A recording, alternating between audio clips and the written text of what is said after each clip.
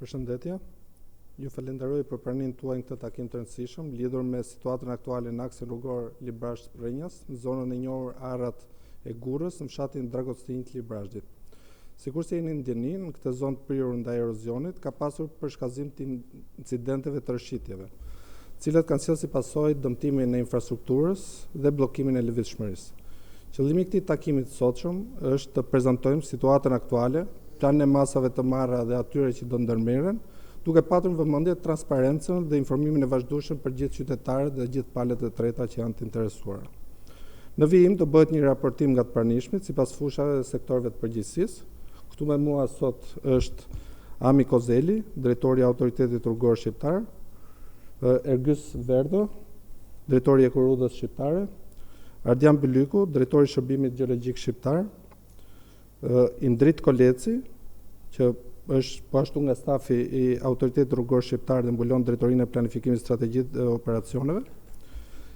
Gjithashtu është zoti Haki Çako, drejtori i Agjencisë Kombëtare të Mbrojtjes Civile, zoti Dimitraj Ziu, drejtori i Departamentit të Sigurisë Publike në Policinë e Shtetit dhe zoti Besmir Beja, drejtori i Përgjithshëm i Doganave. Pa humbur kohë, unë do jap fjalën zotit Ami Kozeli për të bërë një përshkrim të situatës aktuale. Përshëndetje të gjithëve. Autoriteti Rrugor Shqiptar ka vlerësuar maksimalisht që në momentet e para situatën e rëndë krijuar në aksin Librash-Prenjas si pasojë rrëshqitjes tokës. Strukturat tona kanë qenë terren, duke ndjekur nga afër zhvillimin e situatës dhe duke ndërmarrë masat menjëhershme për garantimin e sigurisë dhe minimizimin e ndikimit në trafik. Me lejoni t'ju bëj një pasqyrim të plotë të asaj çfarë ka ndodhur, të masave të marra dhe të planit konkret për stabilizimin përfundimtar të zonës dhe rikthimin e qarkullimit në këtë segment të rëndësishëm kombëtar. Ditën e njëjtën, në datë 19 shkurt, u konstatua aktivizimi një rrëshqitje dheu, e cila preku trupin e rrugës ekzistues dhe urën në këtë aks. Menjëherë, pas verifikimeve në terren, u vendos kufizimi i lëvizjes me një kursi, u instalua sinjalistika e nevojshme dhe urdhëruan sondazhe gjeologjike për të përcaktuar planin dhe thellësinë e rrëshqitjes. Paralelisht, nisi monitorimi vazhdueshëm me instrumente i terrenit dhe i strukturave dhe u kryen shpime me sonda për evidentimin e shtresave gjeologjike. Megjithatë, rreshtet e dëndura të shiut gjatë orëve në vijim e rënduan situatën. Të shtunën në mëngjes herët, rrëshqitja kishte avancuar ndjeshëm duke shkaktuar një spostim mbi 30 cm të njëjtit krah të urës. Në këto kushte, si masë emergjente, u bllokua qarkullimi mbi urë dhe nisi menjëherë ndërtimi një rrugë provizore kalimi e realizuar brenda natës. Njëkohësisht, u orientuan akset alternative për qarkullimin e mjeteve të rënda dhe autoveturave. Në koordinim të plot, u njoftuan dhe përfshin në menaxhimin e situatës Policia e Shtetit, Shërbimi Gjeologjik Shqiptar, Ekorrrugës Shqiptare, Emergjenca Civile, OST dhe OSHE. Pavarësisht masave fillestare, rrëshqitja mbeti aktive dhe preku dhe bypassin provizor, duke na detyruar të shparrim bllokimin e plot të qarkullimit për arsye sigurie. Në vijim, lëvizja e masivit u përshpejtua dhe u bë qartë konturimi i planit të rrëshqitjes. Pas takimeve intensive në terren me të gjitha institucionet dhe ekspertët e fushës, si dhe pas analizimit materiale fotografike dhe topografike, u vendos mbledhja e Këshillit Teknik të Përbashkët me Ekorrrugën Shqiptare. Nga analiza e kryer, rezulton se shkaku kryesor i kësaj situate mbetet ndikimi i rreshjeve intensive dhe të shtrirura në kohë gjatë, erozioni lumor, si dhe saturimi i masivit të tokës, gjë që ka çuar në një rrëshqitje masive aktive dhe pamundësi për ndërhyrjet menjëhershme derisa të merren rezultatet e raportit gjeologjik. Në mbledhjen e sotme, datë 24 shkurt, të Këshillit Teknik të Përbashkët midis ARSH-s dhe Ekorrrugës Shqiptare, me pjesëmarrjen dhe të stafit akademik nga Fakulteti i Inxhinierisë së Ndërtimit, gjeologëve të Shërbimit Gjeologjik Shqiptar, projektuesve dhe mbikëqyrësve të ngarkuar, u morën këto vendime. Ndërtimi një rrugë të re alternative përgjatë Ekorrrugës në shtratin e Lumit Shkumbin për të mundësuar kalimin e trafikut deri në stabilizimin e plotë të rrëshqitjes. Rakordimi menjëhershëm me Ekorrugën Shqiptare, Agjencinë Kombëtare të Mjedisit dhe Agjencinë e Menaxhimit të Burimeve Ujore për realizimin e kësaj rruge. Prishja e urës ekzistuese, tashmë jashtë funksionit, dhe lehtësimi i ngarkesës në trupin e rrugës së rrëshqitur deri në krijimin e një skarpate natyrale që do të mundsojë ndërhyrjen në mjetet e shpimit. Në drejtim të menaxhimit të urave dhe të mbrojtjes së infrastrukturës është vendosur sistemimi dhe disiplinimi i urave sipërfaqësore në gjithë zonën përreth planit të rrëshqitjes, devijimi i rrjedhës së lumit që aktualisht godret trupin e Ekorrrugës për të garantuar mbrojtjen e saj për të shmangur përkeqësimin e mëtejshëm të situatës. Në përfundim, do të siguroj qytetarët se çdo vendimmarrje në këtë situatë është bazuar në ekspertizë teknike dhe në barimin themelor të sigurisë mbi çdo konsiderat tjetër. Aksi Librash-Prenjas është një segment me rëndësi strategjike dhe rikthimi i tij në funksion të plot do të bëhet vetëm pasi të kemi garantuar stabilitet afaqgjatë terrenit dhe të infrastrukturës. Strukturat e autoritetit rrugor shqiptar, në bashkëpunim me institucionet partnere dhe ekspertët më të mirë të fushës, do të vijojnë punën pa ndërprerje deri në normalizim të plotë të situatës. Transparenca me publikun dhe informimi i vazhdueshëm do të jenë pjesë e këtij procesi. Faleminderit. Një prezantim nga zoti Ergjës Verdo, drejtori i Ekorrudës shqiptar. Segmenti ekurudhor Elbasan-Pogradec ndodhet në këtë fazë të dytë të projektit detajuar me grantin WPIF-it. E gjithë linja ka qenë 2012 që nuk përfshihet nga operimi dhe monitorohet her pas here nga mbrojtuesit e mjeteve.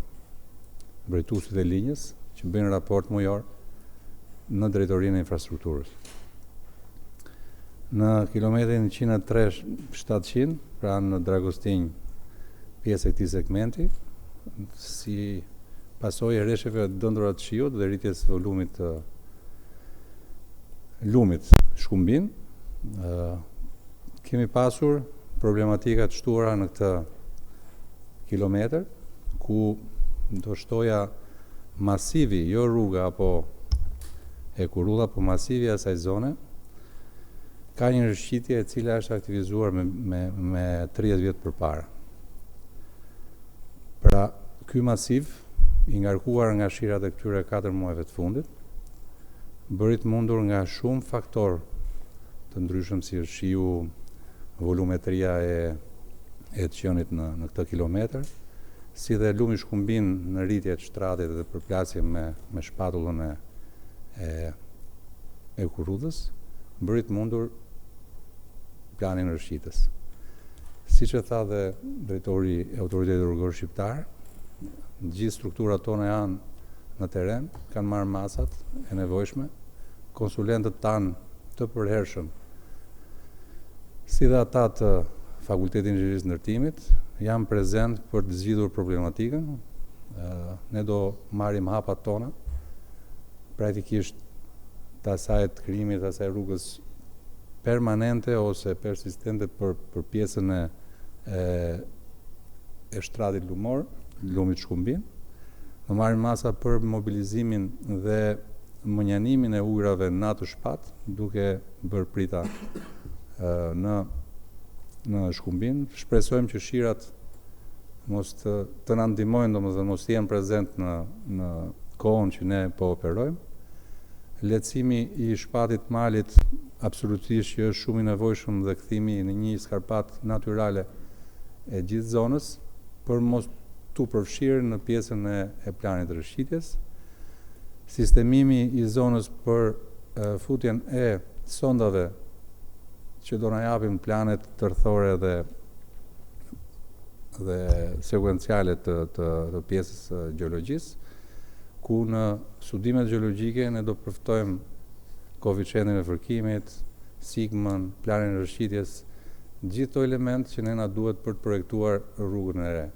Rrugën e re provizore apo rrugën e re të korridorit 8. Theksoj që gjithë rrugët apo ekurudhat marrin drejtim nga konsulencat që ne kemi dhe supervizioni është prezent.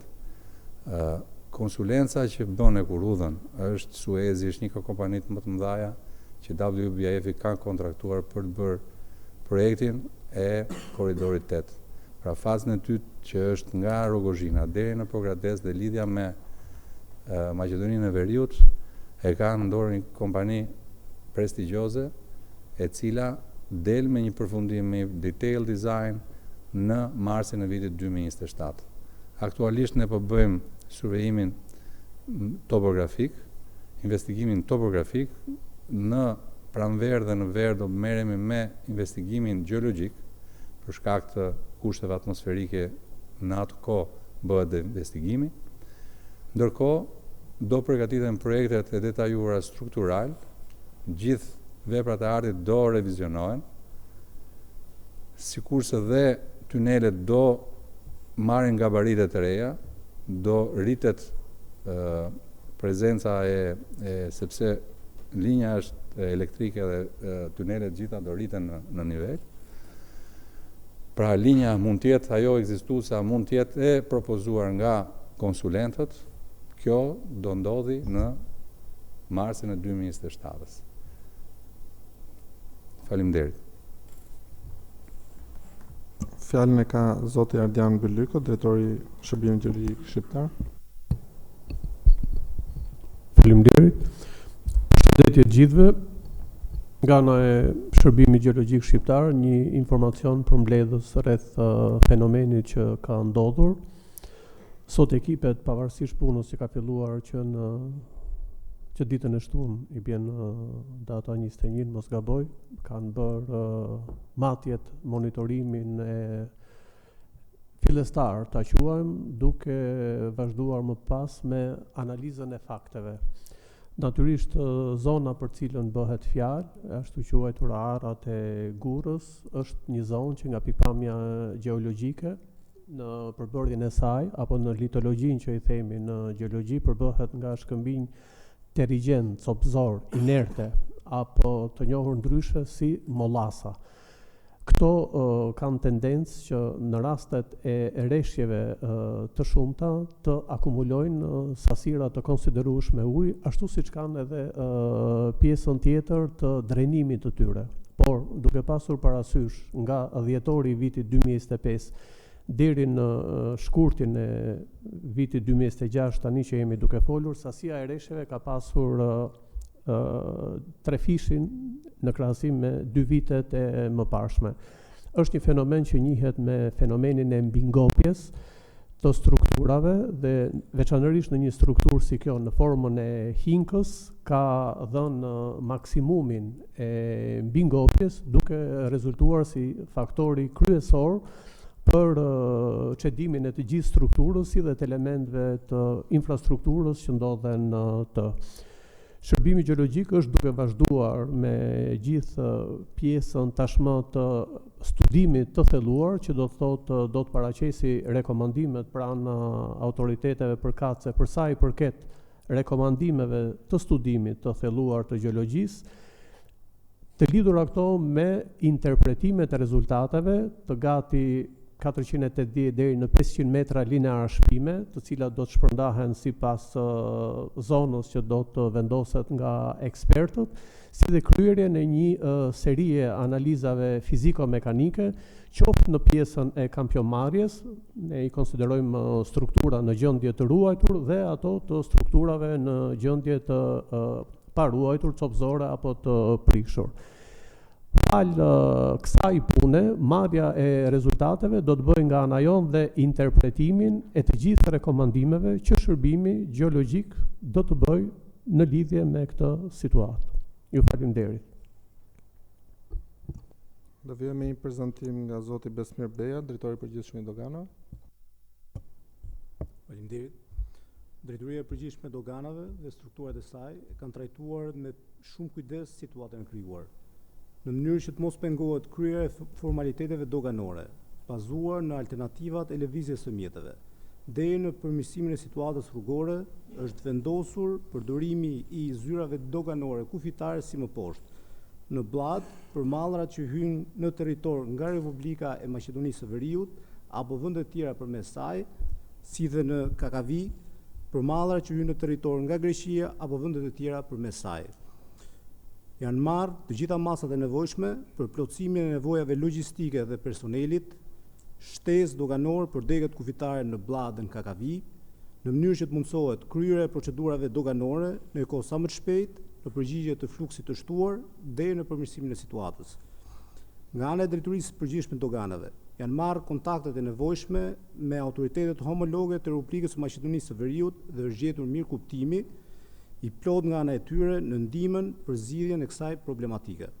Më konkretisht, pala maqedonse do të mundsojë që nga pika e blllatës, kalimin e kamionëve ose trailerëve të ngarkuar nga nesër ora 12 deri në orën 10 të darkës për çdo ditë në vim. Po ashtu, kamionet që janë të pangarkuar mund të kalojnë përgjatë 24 orëve.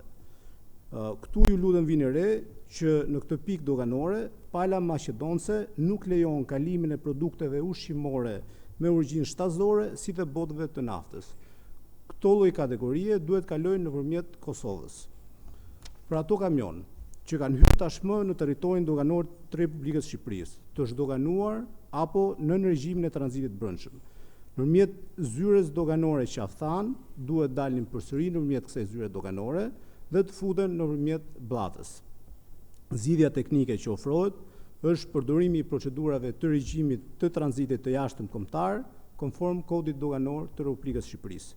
Ky regjim mundson procedurën e tranzitimit të mallrave nga një pikë doganore në një tjetër, duke kaluar përmes një territori tjetër jashtë territorit doganor shqiptar. Kjo zgjidhje po ashtu është dakorcuar edhe me palën maqedonase. Drejtoria e Përgjithshme e Doganave do të informojë në vazhdimsi publikun dhe operatorët tregtare doganor për çdo ndryshim apo lehtësi të shtuar në vazhdimsi. Faleminderit. Faleminderit. Fjala për zotin Akit Çako, drejtori i Agjencisë Kombëtare të Mbrojtjes Civile. Faleminderit, përshëndetje të gjithëve. Agjencia Kombëtare e Mbrojtjes Civile si institucion përgjegjës për zvogëlimin e rrezikut dhe koordinimin e gjithë institucioneve në nivel kombëtar në rastin e menaxhimit të emergjencave civile dhe të fatkeqësive natyrore është vënë më njëherë në dieni për problematikën e krijuar në bllokimin e aksit rrugor Librazh-Prenjas dhe më njëherë ka komunikuar dhe ka vijuar kontaktet intensive me autoritetin rrugor si institucioni kryesor i drejt për drejt i menaxhimit të kësaj situate, duke pasur parasysh që një nga misionet kryesore të mbrojtjes civile është pikërisht jeta dhe shëndeti i qytetarëve, janë vënë në dieni dhe kemi komunikuar pothuajse në mënyrë të drejt për drejt mediatike apo dhe në komunikim me të gjitha strukturat vendore, duke angazhuar dhe ngritur në gatishmëri të plotë strukturat e emergjencave në nivel vendor, rajonal dhe kombëtar. Qendra kombëtare e emergjencave civile është tashmë në gatishmëri të plotë 24/7 për të komunikuar drejt për drejt për të gjitha nevojat që do të ketë ky komunitet përreth këtij segmenti, por njëkohësisht edhe për të orientuar dhe për të qartësuar saktësisht edhe lëvizjen e qytetarëve apo për të përcaktuar hotspotet e nevojshme në rastin në rastin e një nevoje tjetër që mund të dalë për shkak të bllokimit të këtij aksi rrugor. Duhet të theksoj se në dokumentin e vlerësimit të rrezikut të përcaktuar me akt normativ, një nga fenomenet natyrore është edhe rrëshqitja, bllokimi i rrugëve apo rënja e ortegjve dhe në këtë rast jemi pikërisht në rastin e një emergjence të rrëshqitjes së masive, e cila do të dojë patjetër sigurisht ndërhyrjen apo dhe koordinimin e të gjitha institucioneve. Agjencia Kombëtare e Mbrojtjes Civile është në gatishmëri të plotë me të gjitha institucionet në nivel qendror dhe strukturat për çdo nevojë, qoftë me forcat e armatosura, policinë e shtetit, urgjencë mjekësore apo dhe mbrojtje nga zjarri dhe shpëtimi për të mbështetur autoritetin rrugor dhe të gjitha institucionet e tjera deri në hapjen e aksesit të plot të këtij segmenti. Faleminderit. Faleminderit. Së fundmi një prezantim i shkurtër i masave të marra nga Policia e Shtetit, zoti Dimitraj Ziu, drejtori i Departamentit të Sigurisë Publike. Faleminderit. Policia e Shtetit si institucion përgjegjës për garantimin e rendit dhe sigurisë publike, si dhe sigurisë rrugore, me marrjen e njoftimit për dëmtimin e aksit rrugor, ka shkuar me njëherë vend në ngjarjes, ka marrë masat sigurisë, ka ndërprer me njëherë lëvizjen e mjeteve, kanë kontaktuar në mënyrë të menjëhershme me autoritetin rrugor dhe me subjektet të cilat kryenin punime në këtë aks, ka vendosur normat dhe rregullat dhe kanë devijuar lëvizjen e mjeteve në akse të ndryshme sipas njoftimeve që ka bërë autoriteti rrugor shqiptar. Nisu nga fluksi i madh i mjeteve dhe nga problematika në rritje, Drejtoria e Përgjithshme e Policisë së Shtetit hartoi një plan masash të detajuar ku shërbimet e Drejtorisë Vendore të Policisë Elbasan, Kosh dhe Drejtoria e Policisë Kufit Migracionit morën masat posaçme lidhje me masat për sigurinë rrugore në të gjitha akset rrugore ku përfshihen të gjitha mjetet të cilat do të lëvizin drejt vendit ku kishte ndodhur dëmtimi. Për këtë qëllim, u dërguan masa shtesë ndaj shërbimeve të policisë rrugore, u dërguan shërbime me uniformë, po kështu u dërguat edhe nga Drejtoria e Policisë Rrugore njësia e posaçme operacionale e policisë rrugore, dhe në të gjitha akset u vendosën shërbime ku vazhdojnë të jenë dhe sot, dhe këto shërbime funksionojnë 24 orë pa ndërprerje për të garantuar një siguri rrugore dhe një normalitet për të gjithë qytetarët që lëvizin drejt këtyre akseve. Drejtoria e Policisë Migracionit dhe Kufirit ka marrë masa dhe orienton nëpër pikat e kalimit kufitar të gjithë përdoruesët e mjeteve në lidhje me situatën për të cilën ka ndodhur, si dhe për drejtimin e lëvizjeve në akse të ndryshme, duke respektuar të gjitha normat e rregullat që ka përcaktuar autoriteti rrugor. Detyrat të posaçme të punonjësve të policisë në këto akse rrugore është ndalimi i lëvizjeve drejt vendit ku është dëmtuar aksi rrugor, orientimi i drejtë i lëvizjes dhe sipas njoftimit që ka bërë autoriteti rrugor shqiptar, zbatimi i kërkesave të kodit rrugor. Unë dua të përfitoj edhe nga rasti këtu që t'i bëj një thirrje drejtuesve, përdoruesve të mjeteve, që të jenë të qetë dhe të zbatojnë të gjitha rregullat dhe normat që janë vendosur nga autoriteti rrugor shqiptar dhe nga policia e shtetit. Ju bëj me dije se policia e shtetit garanton siguri dhe ka prezencë të punonjësve të policisë në të gjitha akset rrugore dhe në të gjitha vendet ku janë me risk. Po kështu kërkoj që nga çdo qytetar apo drejtues mjeti për çdo problem që mund të ketë të njoftojë te 112, pasi ne kemi të gjitha kapacitetet për të gjetur në kohë dhe për zgjidhjen e situatës. Ju falenderoj. Faleminderit. Në vijim të prezantimit nga gjithë drejtuesit e institucioneve, janë vetëm një pjesë e institucioneve të angazhuara që lidhur me adresimin e kësaj problematike, mund të vijojmë me pyetje nëse ka.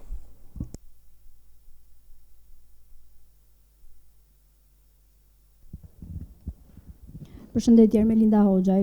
Kam një pyetje. Thatë që kemi rënë dakord, kemi marrë vendim për ndërtimin e një rruge të re Buzë-Shkumbinet. Sa kohë do mbaj? Pra, sa kohë do duhet për të bërë rruga e re, ndërkohë që gjithë Juglindja tashmë është totalisht e izoluar. Thatë edhe diçka tjetër sa i përket rreshjeve intensive dhe erozionit lumor. Mund të na thoni pak se sa më sipër ka qenë niveli i rreshjeve, sepse qarku Elbasanit të paktën nga të dhënat e Institutit të Gjeoshkencave nuk ka qenë asnjëherë me vijën portokalli, pra që ka pasur mbi 90 mm rreshje për 24 orë dhe aq më pak me sinjal të kuq. Pra nuk ka qenë asnjëherë në hartën e kuqe, të paktën për muajin shkurt.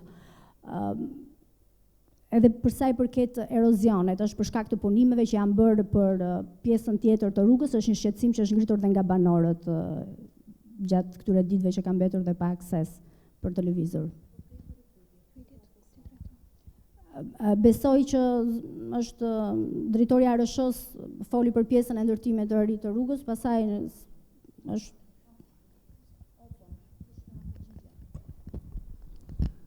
Autoriteti rrugor shqiptar ka një mobilizim total për zgjidhjen sa më të shpejtë dhe të sigurt të këtij aksi të ri rrugor. Përpara pakishëm po them që ky aks i ri është një gjatësi minimumi 1.3 km. Kështu që nuk mund të themi një afat konkret kohor. Lidhur me pjesën e marrjes së inerteve, unë vazhdoj ta përgënjeshtroj që fenomeni të ketë ndodhur për shkak të marrjes së inerteve, pasi ka pasur një kontroll nga ana e Inspektoratit Kombëtar të IKMT-s të mbrojtjes territorit, i cili ka verifikuar gjithë dokumentacionin dhe aty nuk ka asnjë lloj shkelje nga ana e kontraktorit të ngarkuar me punimet. Gjithashtu bindjen time e bazoj erozioni lumor, po patjetër, por po them erozioni lumor është fenomen natyror.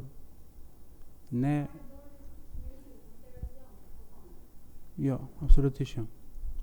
Ne në Këshill Teknik ne pam të gjitha hartat në Google Earth, u kthyem pak në kohë dhe në atë segment, specifikisht në atë zonë, kemi një erozion të vazhdueshëm ndër vite.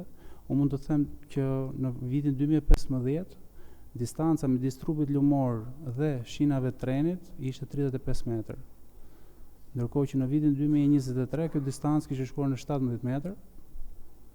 Se 2023 është edhe viti i fundit që mund të merrem pamjet nga Google Earth. Këto e keni lehtësisht verifikueshme.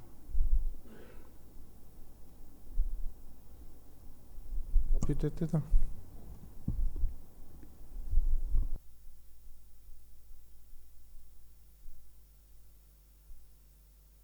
Televizion, nuk e di dëgjojmë.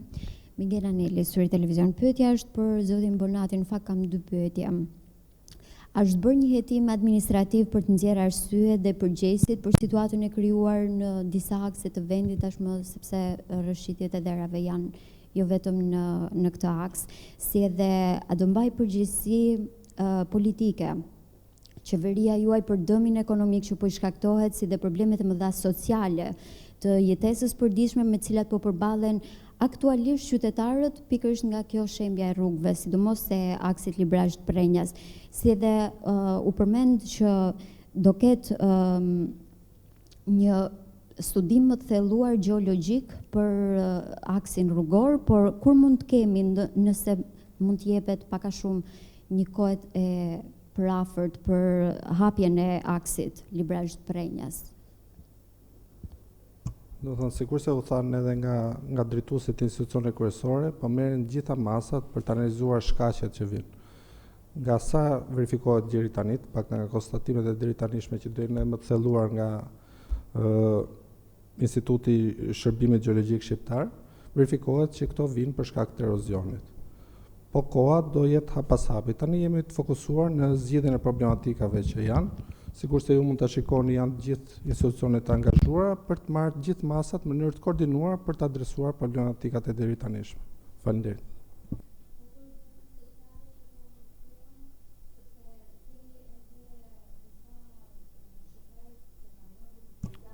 Ndoshta ju nuk e dëgjuat mirë drejtorin e doganave, të cilat janë masa që po merren me shumë seriozitet dhe në kohë rekord, por këto janë fatkeqësi edhe natyrore që nuk mund të zgjidhen.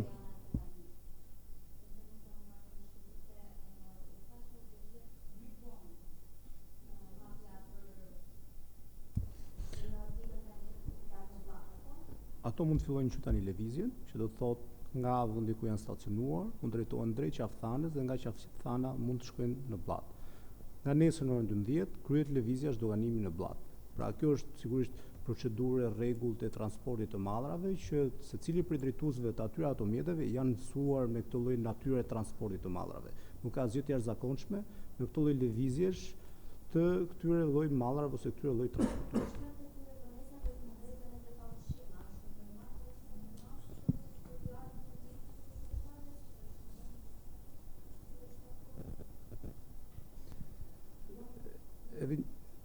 Nëse mundem, pra është procesi i zakonshëm që drejtuesit e automjeteve trailer, cilët udhtojnë në kilometra të tëra, në vende të ndryshme, të mund të marrin vetë masat për t'u përgjigjur natyrës së punës që ato kanë. Hamit Yzire nga Vision Plus. A cënohet gjurma apo aksi i ri që është duke ndërtuar pra i korridorit të 8, pyetja parë dhe zotin për Besmir Beja. Ju e përmendë pak masat që janë marrë për shkëmbime tregtare mes vendeve fëqinje pra Shqipërisë, me Maqedoninë Veriut si dhe me Greqinë. Në fakt Shqipëria me këto dy vende ka 10% të totalit të tregtisë së jashtme në një ark or një vjeçar. Për këto kamionet që kanë ngjesur në këto 3 ditë deri më tani, a ka ndonjë masë konkrete pasi më shumë janë produkte shtatësore që mund të kërcënojnë dhe sigurinë ushqimore tek qytetarët, si për qytetarët shqiptar, por edhe të qytetarëve të Maqedonisë së Veriut apo të Greqisë. Dhe për zotin Ergys Verdhë një pyetje. Përveç hekurudhës së Pogradecit, po për këtë hekurudhën Tiranë-Durrës se u folën për të mbyllur punimin 2025-ën, po akoma janë duke u shtyrë. Faleminderit.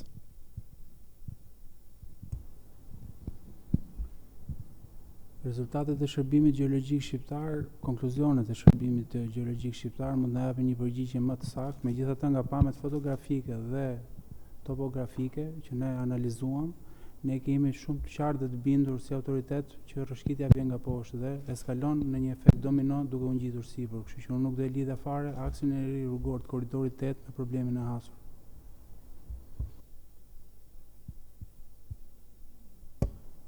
Sa i takon transportit ndërkombëtar të mallrave, ato që janë aktualisht stacionuar, siç e përmenda, do dalin nga pika doganore e qafthanës dhe do futen në pikën doganore të Bllatës. Sigurisht që natyra e këtij lloji transporti, edhe kur janë mallra që janë të ndjeshme, kryhet në kushte të tilla, pra janë procese frigoriferike, të cilat sigurojnë ruajtjen dhe sigurinë e çdo lloji produkti që ato transportojnë. sepse prezumohet që transporti ndërkombëtar përfshin kilometra të tëra dhe ditë të tëra tati transportit. Pra është një praktikë e zakonshme pune që ato të ruhen në kushte normale.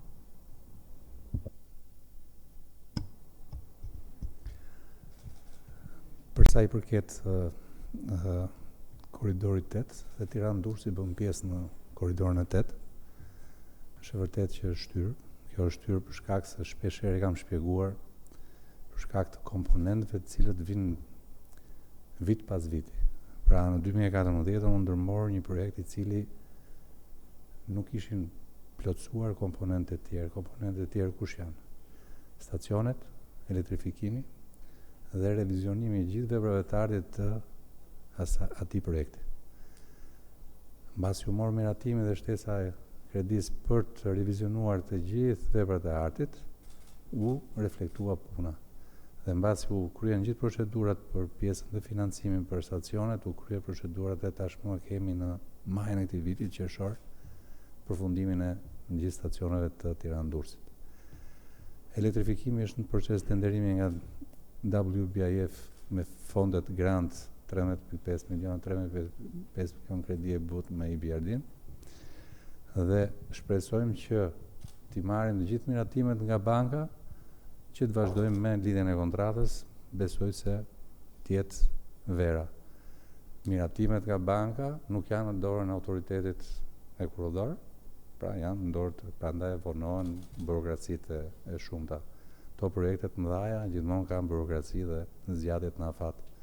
Për sa i përket të rreshjeve të shiut që janë me ngjyrë të verdhë dhe jo ngjyrë të kuqe, ju siguroj që pellgu u mbledhet si Shumbinit, nuk përmbledh vetëm zonën Librazhit dhe të Elbasanit, po ka një zonë shumë të madhe.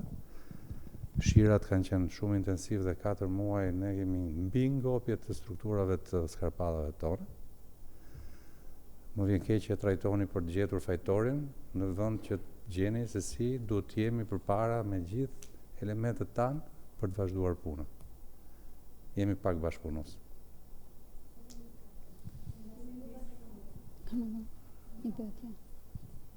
Joana Preja nga Report Televizion. Zoti Kozeli, ju folët për një terren që ndikohet nga bingopja e ujrave. A ka ndikuar në shembjen edhe punimet për segmentin e rrugës në korridorin 8? U tha këtu po ashtu se masivi i asaj zone ka një rreshitje të aktivizuar 3 vjet më parë. A është marrë në konsiderat kjo rrethan kur është vendosur që ky segment i ri të kalojë të vendoset të kalojë në këtë zonë? Po ashtu mes shkaqeve përmendet edhe erozionin e lumit Shkumbin. Nëse shkaqet që ju përmendet do t'i ndanit me përqindje për ndikimin që kanë patur, në çfarë mase ka ndikuar erozioni lumor? Edhe disa pyetje për zëvendës ministrin. A keni dijeni nëse janë kontrolluar lejet për shfrytëzimin e inerteve? A ka pasur kontrolle? Nëse janë zbatuar brenda kritereve ligjor? Nëse po, çfarë keni evidentuar? Edhe a ka pasur gryerjet e lumit pranë rrugës së Shembur të Ura Dragostunjës? Nëse po, nga cila kompani? A ka pasur gryerje ke rruga e Shembur pranë lumit e Dragostunjës? Nëse po, nga cila kompani? Nga këto leje që janë dhënë? Faleminderit.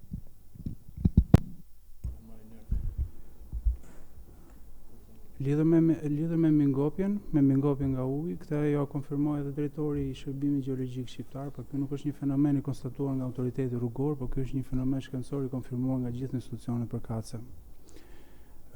Lidhur me masat e ndikimit lumor, nëse unë mund të arrij t'i përcaktoj në përqindje, nuk besoj se është askush në gjendje t'i përcaktoj në përqindje. Ai thjesht konstatohet si fenomen dhe adresohet në vijim duke bërë masat mbrojtëse. Thatë, a ka ndikim rruga e re, besoj se ju përgjigja më parë, megjithatë po përgjigjem sërish. Rruga e re nuk ka një lidhje të drejtë për drejtë ose nuk ka asnjë fakt shkencor që ta lidhë rrugën e re, por unë di të them që një komponent shumë i rëndësishëm i rrugës së re të korridorit 8 është edhe mbrojtja lumore e lumit Shkumbin, të cilën ju e gjeni të realizuar, të përfunduar në akset fillestare në fushë Labinot. Dhe ky është një nga komponentët më të rëndësishëm, pikërisht është identifikuar një problem i tillë në këtë aks rrugor që është edhe ujëmbajtës. Nuk e kam informacion të sakt lidhur me pyetjen tuaj, po di që gjithë strukturat janë të angazhuara maksimalisht për të bërë gjithë verifikimet përkatëse, që mos kemi problematika të kësaj natyre.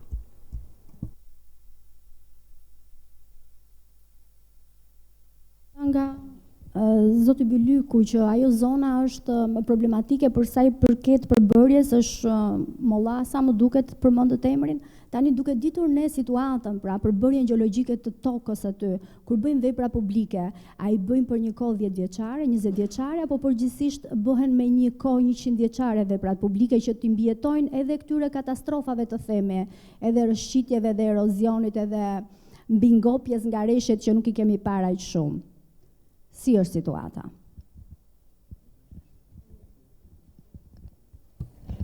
Po, pyetja juaj është shumë e drejtë dhe po ta shikoni në këto formacione, stabiliteti pra i infrastrukturës edhe i ambientit ka ekzistuar për një kohë gjatë. Dhe këto janë fenomene gjeologjike që njihen. Pra ka pasur për një periudhë caktuar 50 vjeçare, 60 vjeçare dhe në nivele maksimale. Çfarë ndodhi këtë radhë?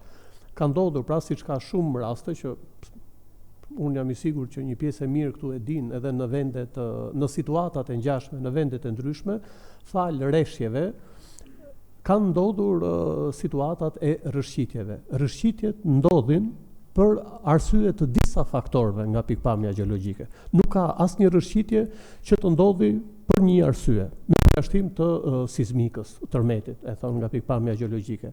Ama në pjesën e njësër faktorëve ka, duke filluar nga forma e terrenit, geomorfologjia, në arën e Gurës është një hink, përbërja e terrenit, janë mollasa, quhen inerte, të cimentuara me materiale ranore, argjilore, copëzore, të cilat nuk janë të solide, nuk janë të forta.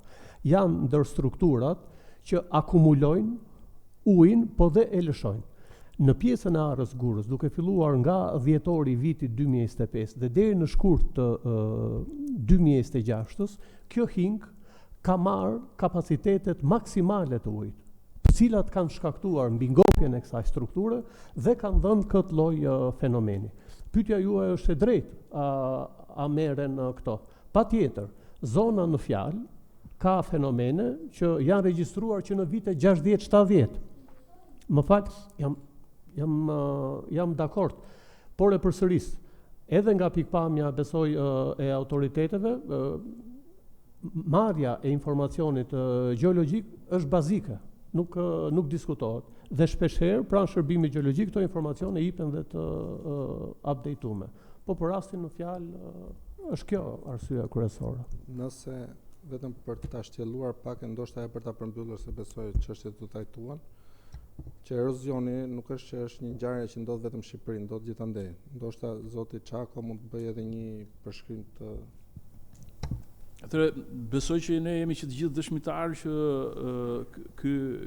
kjo stinë dimërore ka qenë një nga stinët më intensive me rreshjet, qoftë muaj nëntor, por në mënyrë të veçantë muaj janar dhe shkurt, kanë regjistruar rreshje të jashtëzakonshme në gjithë territorin e Republikës së Shqipërisë. Po kaq e vërtetë është kjo sa që ne kemi qenë thuajse në nivel emergjence nga veriu në jug, pothuajse që të gjithë lumenjt kanë qenë në kapacitete maksimale. Ajo që unë përmenda më parë dhe më duhet ta theksoj është fakti që në një nga dokumentet më të rëndësishme të qeverisë shqiptare, që është dokumenti për vlerësimin e riskut, rrëshqitja e dherave është një nga fenomenet që sjell fatkeqësitë natyrore dhe që është klasifikuar me ekspert nivelit kombëtar dhe ndërkombëtar, ndodhet në këtë dokument, ashtu sikurse edhe 5 fatkeqësitë të tjera që klasifikohen si rrisje të shtuara që ekspozojnë vendin tonë. Në këto rrethana natyrisht që ekspert apo personat që duhet t'i japin fjalën e fundit janë inxhinierë gjeolog, sikurse e tha dhe drejtori, por është një fakt i cili është i evidentuar, pavarësisht nga milimetrat në një hapësirë gjeografike të caktuar, por intensiteti ka qenë i jashtëzakonshëm në nivel kombëtar dhe këtë besoj që e dim që të gjithë. Faleminderit. Pothuajse edhe vendet e tjera kanë qenë po kaq të ekspozuara, gjithë Ballkani apo Evropa, edhe Mesdheu në mënyrë të veçantë, mjafton të themi që Sicilia ka shpallur gjendjen e fatkeqësisë natyrore për shkak pikërisht të erozionit apo të shkarjeve masive që i kemi parë që të gjithë. Shumë faleminderit gjithëve dhe mbrëmje të qetë. Faleminderit.